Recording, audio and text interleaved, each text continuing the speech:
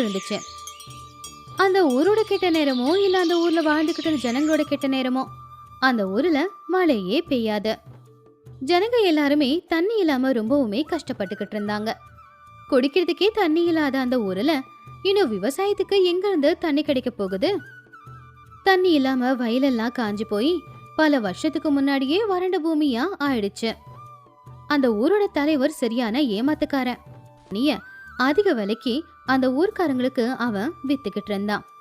ஊர்க்காரங்களும் வேற வழி இல்லைங்கிறதுனால பணத்தை கொடுத்து தண்ணிய வாங்கிக்கிட்டு இருந்தான். போய் தினமும் தண்ணி கொண்டு வரோம்லங்க ஐயா, காலெல்லாம் புண்ணாயிடுச்சுங்க ஐயா, அதான் வர்றதுக்கு நேரம் ஆயிடுச்சு. இந்த மாதிரி வேலை செய்யும் போது அடிபடுறது சகஜம்தான், தானாவே சரியாயிடும். நீ நாளைக்கு நேரத்துக்கு வா. அப்படி இல்லைங்க ஐயா, இந்த ஊர்ல வேற எந்த வேலையும் கிடைக்காததால தான் இவ்வளோ கஷ்டமான வேலையை செய்யறோம். குடும்பத்தை பார்த்துக்கணும் இல்லைங்க. ஆனா நீங்க சரியா சம்பள பணம் கூட கொடுக்க மாட்டேங்கிறீங்க. அப்படி இருக்கும்போது எப்படி குடும்பத்தை பார்த்துக்கிறது? அப்புறம் எங்களை எப்படி பார்த்துக்கிறது? எங்க காயம் மட்டும் எப்படி தானா சரியாகும்? என்னடா அமைதியா இருந்தா எது வேணும்னாலும் பேசுவியா? வேலை இல்லாம ஒரு வேளை சாப்பாட்டுக்கு வழி இல்லாம இருந்த உனக்கு வேலை போட்டு கொடுத்ததே பெரிய விஷயம்.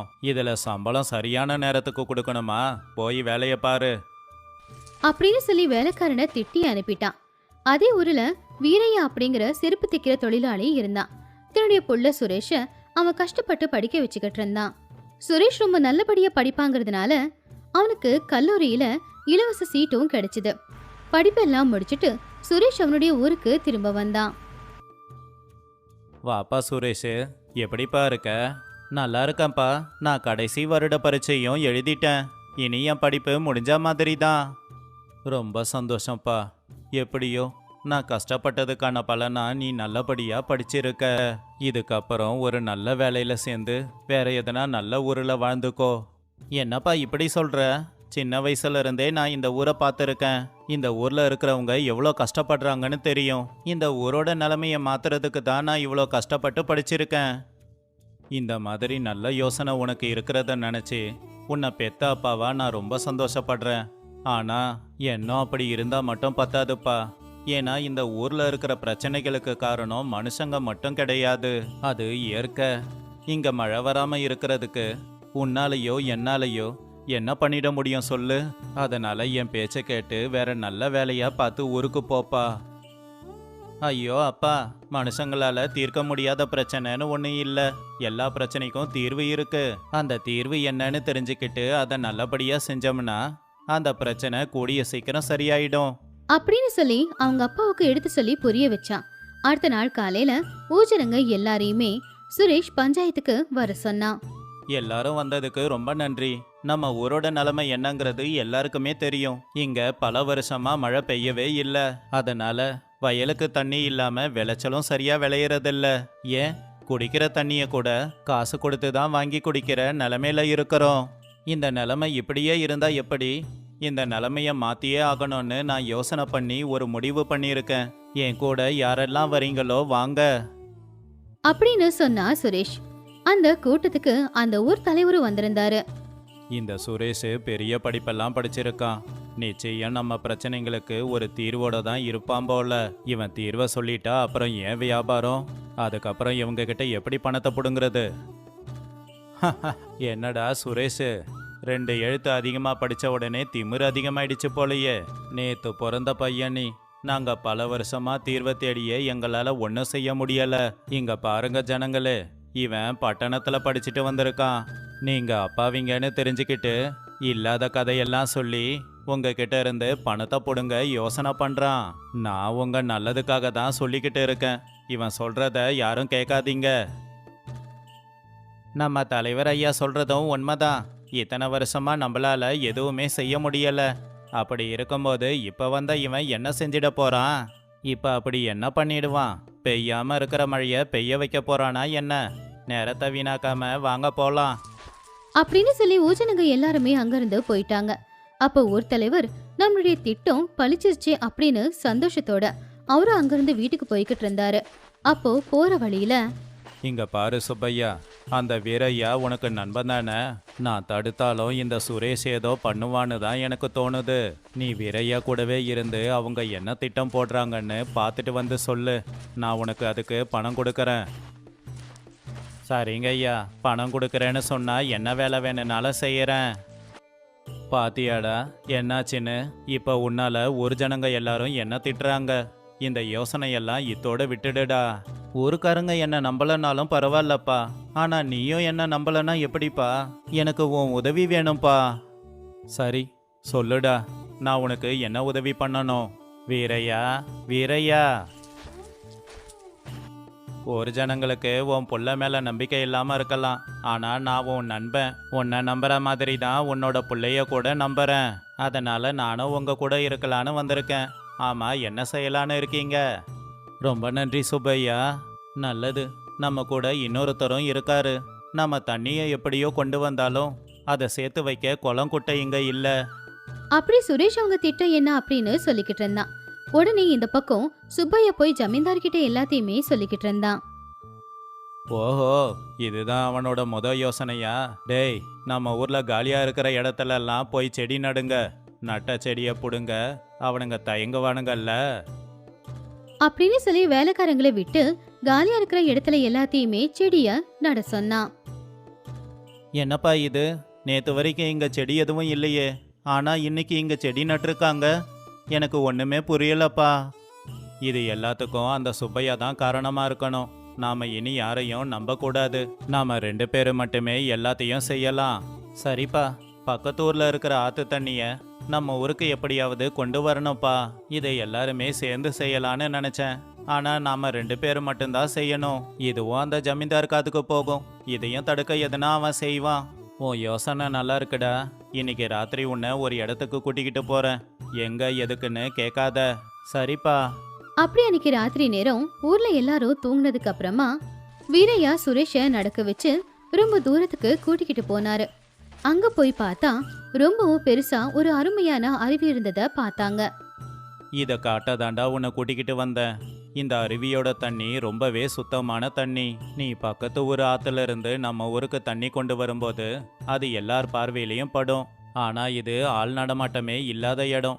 இங்கிருந்து நீ தண்ணிய கொண்டு போகலாம். தண்ணி சுத்தமா இருக்கு, சரிதான்ப்பா. ஆனா இந்த இடம் நம்ம ஊர்ல இருந்து ரொம்ப தொலைவில் இருக்கே.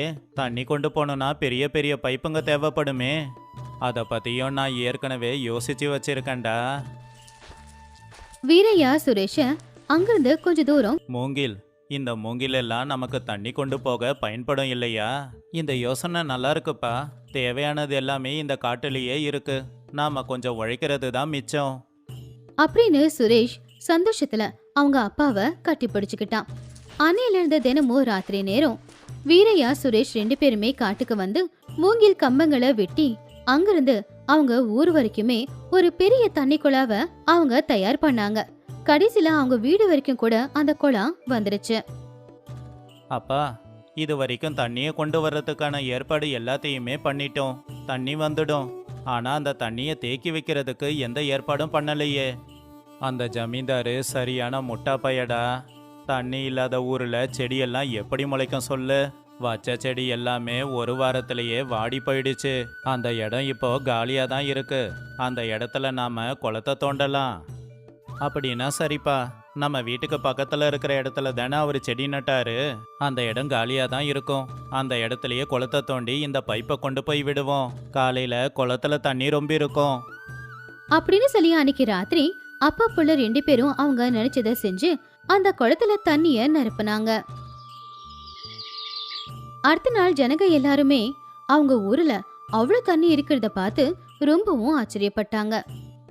பாத்தீங்களா, நம்ம ஊருக்கு ஒரு பிரச்சனைனா அது நமக்கான பிரச்சனை தான். அந்த பிரச்சனையை தீர்க்க வழி தேடணுமே ஒழிய இப்படிப்பட்ட ஏமாத்துக்கார தலைவனோட பேச்சை கேட்டு பணத்தை கொடுத்து தண்ணியை வாங்கி அவனை நாம வளர்த்து விடக்கூடாது.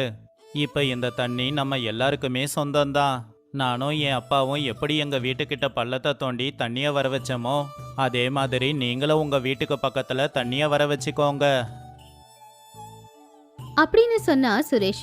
ஜனங்க எல்லாருமே ஜமீன்தார திட்டுனாங்க. அப்படியே வீரையாவையும் அவனுடைய புள்ள சுரேஷையும் பார்த்து மனசார எல்லாருமே பாராட்டினாங்க. எல்லாருமே சொந்தமா அவங்க வீடு வரைக்கும் தண்ணிய கொண்டு வந்து தேக்கி வச்சுக்கிட்டாங்க. தண்ணி இருக்கிறதுனால இப்ப அந்த ஊர்ல எந்த ஒரு பஞ்சமும் இருக்கல. யார்கிட்ட என்ன இருந்தாலும் அத மத்தவங்களுக்கும் பங்கிட்டு கொடுத்து ஜனங்க எல்லாரும் வாழ்ந்துகிட்டு இருந்தாங்க. ஆனா அந்த ஊர்ல இருக்கிற ஒரு குடும்பம் மட்டும் வேற மாதிரி வாழ்க்கை வாழ்ந்துட்டு இருந்துச்சு. அந்த ஊர்ல வேலு மங்கம்மா அப்படிங்கிற தம்பதிகள் இருந்தாங்க. அவங்களுக்கு ஊர்ல நிறைய வயலும் பெரிய ரைஸ் மில்லும் அதே மாதிரி நிறைய சொத்துக்களும் இருந்துச்சு.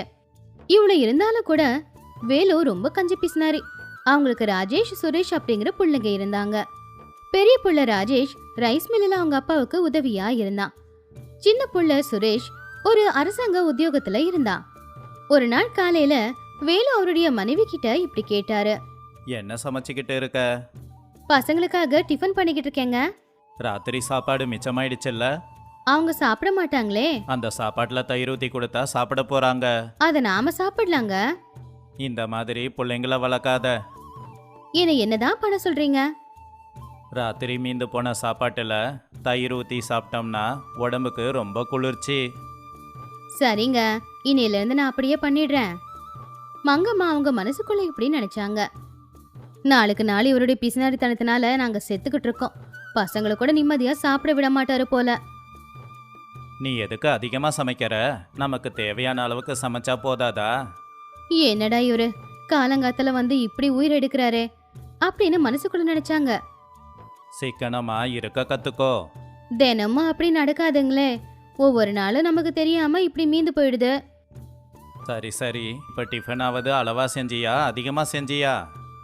ஐயோ, இப்ப 2 பேரும் மிச்சம் வைக்காம சாப்பிடணுமே. இல்லனா இவர் என்ன வீட்டை விட்டு துரத்தினாலும் சந்தேகப்படுறதுக்கு ஒன்றும் இல்ல. 2 பேரும் எழுந்திருச்சிட்டாங்களா? வெளியே போயிருக்காங்க. சரி சரி, உன்னோட வேலைய பாரு. சரிங்க. அவங்க வந்ததும் என்னை வந்து பார்க்க சொல்லு. சரிங்க, சொல்றேன். அதுக்குள்ள ராஜேஷும் சுரேஷும் வந்தாங்க. அம்மா, என்ன சமைச்சிருக்க? நீங்க விரும்பி சாப்பிடுவீங்கன்னு தோசை பண்ணிருக்கேன்டா. அப்பாடா, ரொம்ப நல்ல வேலை பண்ணியிருக்கம்மா. ஆமா, அதை அப்பா பார்த்தாரா? பாத்தாராவா? இவ்வளவு நேரம் பெரிய பஞ்சாயத்தையில வச்சுட்டாரு. உன்னை ஏதாவது சொன்னாராம்மா? அப்பாவை பத்தி தெரிஞ்சிருந்தும் ஏதாவது சொன்னாரான்னு கேட்குறியே. அவர் ஏதோ சொல்லலனா தான் ஆச்சரியப்படணும். அது என்னமோ உண்மைதாம்மா. எப்பவும் இருக்கிறது தானடா. ஆமாம்மா. எதையும் மிச்சம் வைக்காம 2 பேரும் வயிறார சாப்பிடுங்க. சரிம்மா.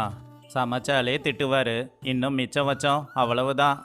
அம்மா, தோசை ரொம்ப நல்லா இருக்கு. ஆமாம்மா, வேர்க்கடலை சட்னி ரொம்ப நல்லா இருக்கு. அப்பா இதெல்லாம் பார்த்தாரா? இல்லடா. அப்படியா?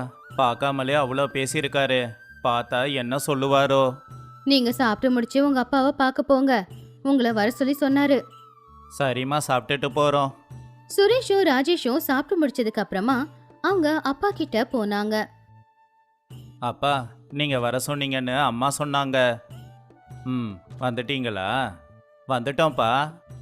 இன்னைக்கு நீ வேலைக்கு போறியாடா? போகணும்ப்பா. அப்படின்னா இன்னைக்கு லீவு இல்லையா? இல்லைப்பா. ஏன், எதனா வேலை இருக்கா? வயல்ல உரம் போடுற வேலை இருக்கு. ஆனால் உனக்கு தான் லீவு இல்லையே. இன்னைக்கு லீவு இல்லைப்பா, ஆனால் நாளைக்கு லீவு இருக்கு. நான் போட்டுடுறேன்ப்பா. இன்னைக்கு நம்ம ரைஸ் மில்லில் வேலை கொஞ்சம் அதிகமாக இருக்கும். அப்படியா? இல்லைன்னா அந்த வேலையை உங்ககிட்டயே ஒப்படைச்சிருப்பேன்னு. நான் நாளைக்கு போட்டுடுறேன்ப்பா. சரி சரி, இன்னைக்கு தேவையில்லாமல் லீவு போட வேண்டாம். சரிப்பா. நேற்று பக்கத்து ஊர் சுப்பையாவோட கணக்கை பார்க்க சொல்லி சொன்னனே, பாத்தியாடா? பார்த்துட்டேன்ப்பா. அவர் நமக்கு எவ்வளோ கொடுக்கணும்? போன தடவை 25 முட்டையை அவர் எடுத்துக்கிட்டு போனாரு. பணம் எவ்வளவு கொடுத்தாரு? 5000 ரூபாய் கொடுத்தாரு. எல்லாத்தையும் சரியா எழுதியிருக்கியா? சரியா எழுதியிருக்கான்ப்பா. சரி, இன்னைக்கு சுப்பையா அரிசி மூட்டை எடுத்துட்டு போக வரேன்னு சொன்னாரு. அதுக்கு தான் அவர் கணக்கை பார்க்க சொல்லி சொன்னீங்களா? ஆமாம். அப்பா, நீங்கள் பேசிக்கிட்டு இருங்க, எனக்கு நேரமாகுது, நான் கிளம்புறேன். ஆமாம் ஆமாம், உனக்கு நேரமாகுதுல்ல? ஆமாப்பா. சரி, கிளம்பு. நீ சீக்கிரம் தயாராகிட்டா நாமளும் ரைஸ் மில்லுக்கு போகலாம். நான் தயாராக தான்ப்பா இருக்கேன். இன்னைக்கு அரிசி மூட்டை வாங்க நம்ம ரைஸ் மில்லுக்கு நிறைய பேர் வருவாங்க போல. அப்படின்னா நம்ம சீக்கிரமே போயிடலாம்ப்பா. அப்படின்னு அவங்க 2 பேரும் பேசிக்கிட்டு ரைஸ் மில் கிட்ட போனாங்க. அதுக்குள்ள கூலி ஆட்களும் மில்லுக்கு வந்துட்டாங்க. இன்னைக்கு அதிகமா வேலை இருக்குன்னு சொல்லி உங்க எல்லாரையுமே சீக்கிரமாவே வர சொல்லியிருந்தேனே. அதுக்கு தாங்க ஐயா சீக்கிரமா வந்தோம். ஆனா மற்றவங்க இன்னும் வரலையே. வரேன்னு தான் சொன்னாங்க. யாருக்கும் நேரத்துக்கு வர்ற எண்ணம் இல்லை போல. சரி பரவாயில்லப்பா, நீங்க மில்ல திறங்க. ஒருத்தவங்களுக்கும் வர வர அறிவில்லாம போகுது. நேரத்துக்கு வரணுங்கிற எண்ணமே இல்லை போல. அப்படிலாம் ஒன்றும் இல்லைங்க ஐயா, நேரத்துக்கு சரியா வரணும்ல. மத்தவங்க எல்லாரும் வந்ததும், சரியா மாட்டிக்கிட்டோம் போல. இன்னைக்கு இந்த கஞ்ச பிசுனாரிக்கிட்ட நாம பலியாயிட்டோம். இன்னைக்கு என்ன சொல்லி திட்ட போறானோ. ஐயா பஸ் கிடைக்கல, அதான் நேரமாயிடுச்சு. தினமும் எதனா சாக்கு சொல்றது உங்களுக்கு பழகி போச்சுல்ல. அப்படி இல்லைங்க ஐயா, வேலைக்கு வந்ததே இப்பதான். இதுல பேச்சு வேற. போய் வேலையை பாருங்க. சரிங்க ஐயா, சீக்கிரமா வேலையை முடிக்கணும், இல்லைன்னா நான் என்ன பண்ணுவேனே தெரியாது.